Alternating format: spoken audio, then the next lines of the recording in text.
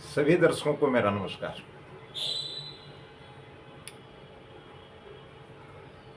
मैं हूं वेद प्रकाश शास्त्री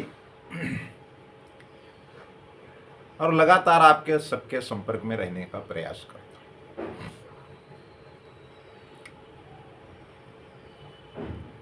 श्रावण का मास चल रहा है और इस महीने में जहां भगवान भोलेनाथ का हमें असीम आशीर्वाद प्राप्त होता है, वही दूसरी तरफ हमारी जो सनातन परंपरा है और हिंदू पद्धति है, उसके आधार पर हमें कई त्योहारों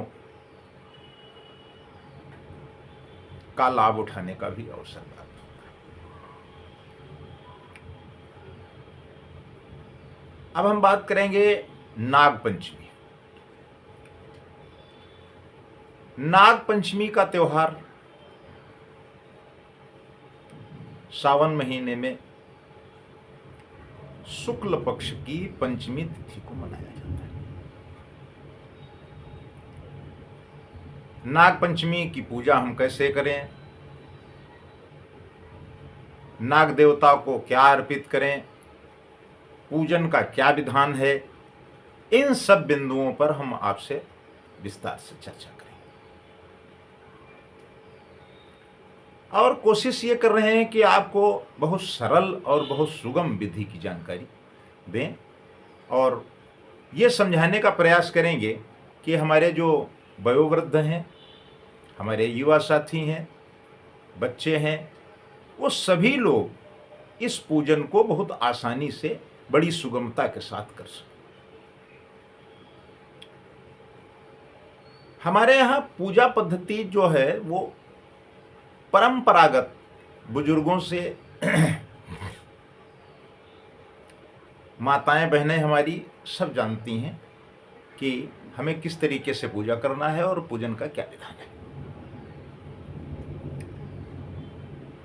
नाग पंचमी एक खास दिन है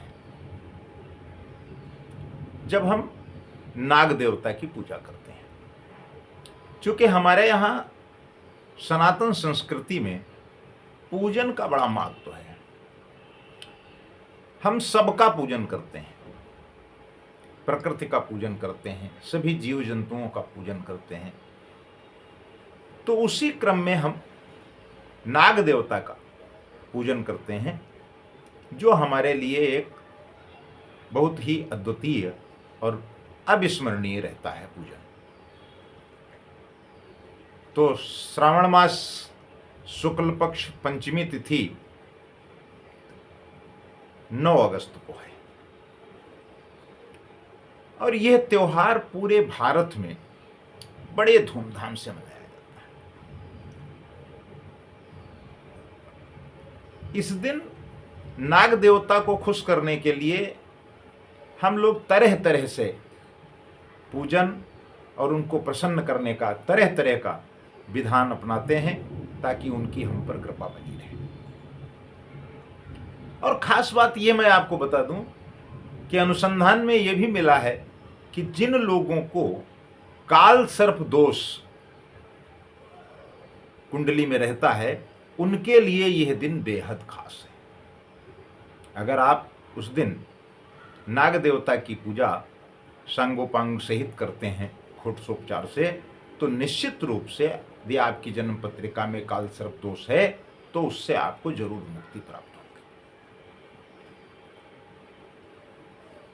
पूजा का क्या विधान है, क्या हमें पूजन में चढ़ाना है, किस तरीके से हम उनकी प्रार्थना करें, अनुनय विनय करें, यह सब बहुत खास विषय है। तो सबसे पहले हमको चाहिए ये कि जो हमारा पूजा स्थान है उसकी हम साफ सफाई करें और उसको पवित्र करें। पवित्र का अभिप्राय कि साफ सफाई करके अगर वहां पर आपने वस्त्र हैं तो उनको बदल दें और बदल करके और फिर वहां पर आप पूजन को प्रारंभ करें। यदि नाग देवता की मूर्ति है तो ठीक है, नहीं है तो अगर आप ग्रामीण अंचल में जाएंगे, खास करके हमारे अवध क्षेत्र में, तो वहाँ दीवारों पर नाग देवताओं की मूर्ति बनाई जाती है आटे से, और विभिन्न प्रकार के जो द्रव्य हमारे यहाँ मिलते हैं उन सब से मूर्ति बना करके फिर उनकी पूजा करते हैं। पूजन का प्रारंभ दीपक जलाकर होता है।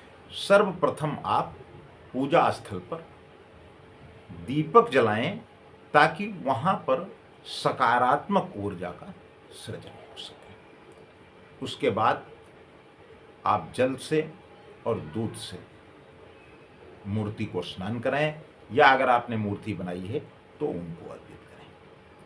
चंदन और फूल, इनको भी आप प्रयोग करें। इन्हें भी उस स्थान को सुगंधित करने के लिए हमें प्रयोग करना है। धूप और अगरबत्ती, इत्र, इन सब चीजों का विधि विधान से हम पूजन करें और भोग अर्पित करें। मिष्ठान की व्यवस्था हमारे पास होनी चाहिए, और यदि खीर बनाते हैं तो बहुत अच्छा रहता है, क्योंकि खीर बनाने का उस दिन बड़ा महत्व है, और लगभग सभी लोग इस बात को जानते हैं। खीर और दूध तो नाग देवता को बहुत ही प्रिय है, उसे भी अर्पित करना चाहिए।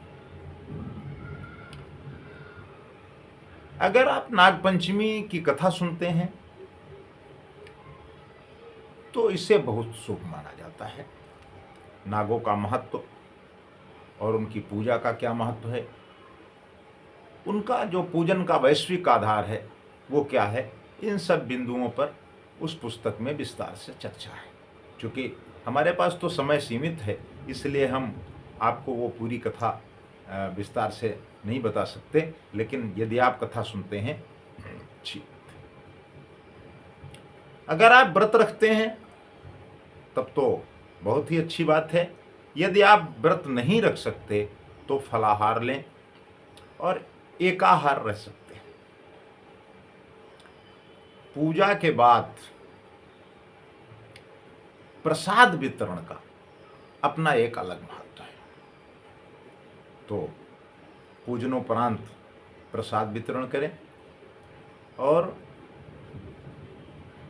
दूध निश्चित रूप से आपके पूजन में होना ही चाहिए, क्योंकि वो नाग देवता को बहुत प्रिय है और उससे वो प्रसन्न होते हैं।